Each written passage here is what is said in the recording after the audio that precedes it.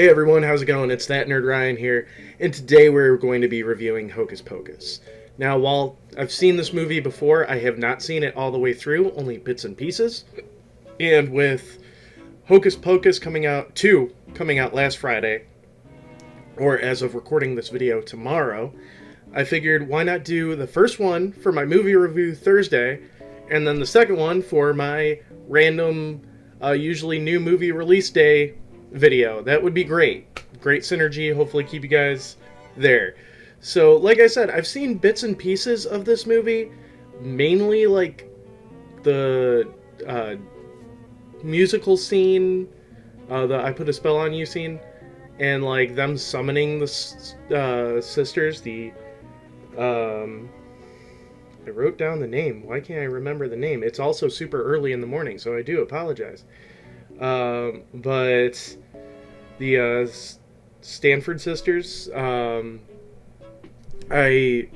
remember those two scenes. I remember there being a black cat before going in to watching this movie.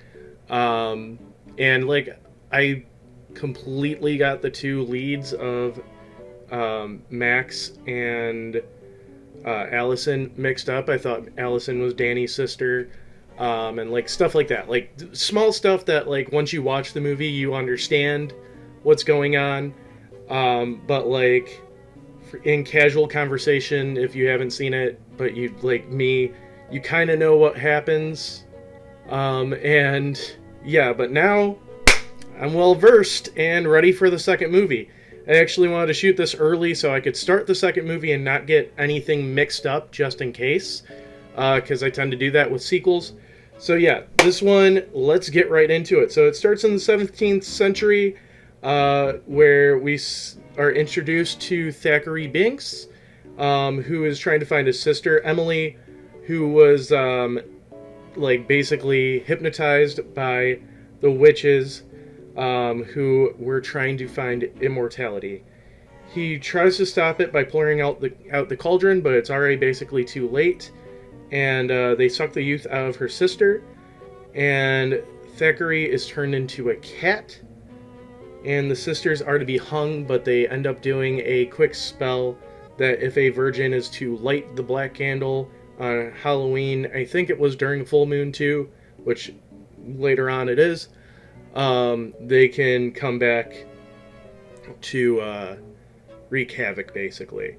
So then we are cut to the current day in Salem, which basically this is kind of used as a ghost story and a tradition story. We are introduced to Allison and Max, and Max is trying to be flirty with Allison, and he kind of messes up. I mean, he's kind of making fun of the whole sisters thing, and she kind of takes it seriously. Everybody in Salem does. So we also get to see him go home, where he's stopped by the two bullies of the movie, who they're in a cemetery of all places, and they steal his shoes and kind of threaten him. The thing that actually made me laugh out loud was the ice having his name shaved in the back of his head. Just cracked me up because that's like way ahead of its time. So we also see that Max hates Salem and he prefers LA. And we are then introduced to his sister Danny, who tries to scare him. And then we find out that Max, who hates Halloween, feels he's too cool for it, has to take his little sister Danny trick-or-treating, where he's then again stopped by Ice and the other bully, and basically they take all his candy, and that causes him to have a fight with Danny, who then feels that Halloween is ruined for a couple minutes, and then he apologizes, but it actually ends up that the house that they were in front of was Allison's house. So they get called in, or they walk in, they meet Allison, and they decide to basically go to the house, the Sanderson house. I was saying Stadford, sorry, Sanderson house. And they're trying to stopped by a black cat when Max decides he's going to try to light the black candle. So he does light it, and the sisters return, And they basically, one of them has the power to smell children. So they kind of get found out pretty quick. They find Danny right away, and Danny's trying to play along with being a witch, while when they decide to start trying to do a spell on her, Max jumps in and kind of scares them with modern day technology.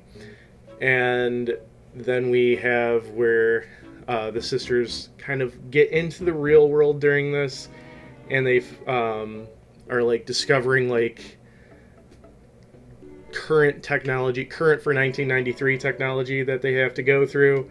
And at this, they find, or we find out that Binks, the cat, with Thackeray Binks, is the cat and can talk, and he's also immortal. So the sisters end up flying on broomstick to catch up with the kids and Binks, who are in a cemetery which witches can't walk on because it is hallowed ground. So they're kind of hovering over it with their broomsticks, and they summon back a zombie, which was the redheaded witch, Wilfred's ex-husband, who fell for Sarah, the blonde witch, and sewed his mouth shut and everything. So he comes back and he's basically hunting down the kids. At this point, we find out that the witches are only allowed back for Halloween night, and that's why they need the spell book, which the kids stole earlier. I forgot to mention that.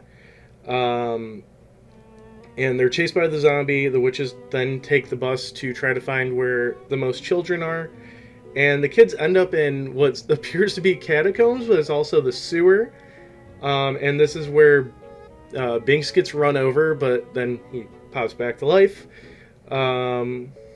And basically, if the witches were to get more kids, they could stay longer in there and basically be immortal. And we also get to see again that witches don't understand costumes or anything, and they think they meet Satan in a pretty funny scene with Laverne from Laverne and Shirley, where they're basically kind of ransacking her and her husband's house, and then they go and dance, and Laverne kicks them out. Then the kids go to the party, or the party where Max and Danny's parents were at, to kind of like say, hey, we messed up really bad.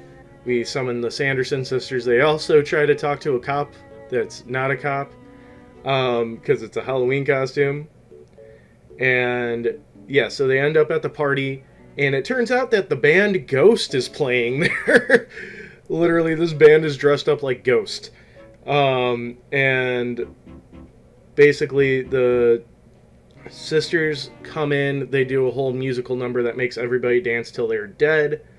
And then that's when the kids decide a plan of luring the sisters into a school and into an oven or incinerator to burn the witches, which they think that they win, and they go and take the book home, and they take Binks home, and basically it's kind of like a happily ever after sort of thing. But then the sisters survived, they kind of regenerate, and they go back to their house, and Max and Allison decide to do something stupid and open up the book that they were told not to open up, and the witches find them, and end up actually having a pretty genuine jump scare of them checking out Danny's bed and opening up, and Sarah's there and just jumps up and scares them. They steal the book, they steal Binks, and they steal Danny. So they go back, or Max and Allison go back to save them, and they actually outsmart the witches using headlights, making them think it's sunrise.